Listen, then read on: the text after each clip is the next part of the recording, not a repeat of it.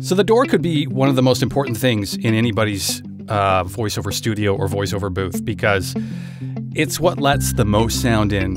You can build solid walls, you can build solid ceilings, you can build solid floors, but the door is one big hole in the side of something. So I spent a little extra money. I got a professional door guy to actually build me a double door.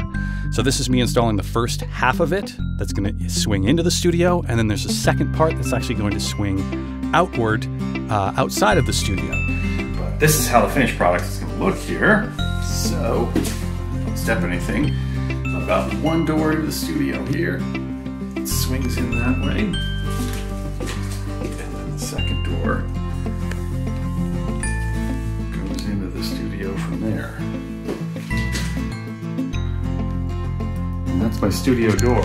So I'm just going to install the hardware, and then I'm going to finish everything up by doing spray foam around the outside of it on both sides, and then I'm going to trim it out, close everything in, make sure it's airtight, do a little bit of caulking to fix any gaps, and the biggest problem in any studio is the door, so spend the most time on it. That's what I'm going to try and do here, make sure it's right. And here we go.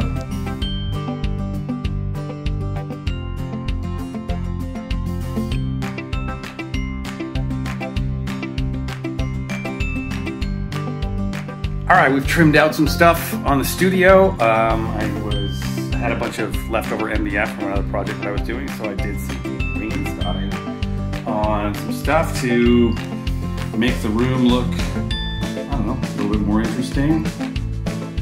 Something like that. Something like that.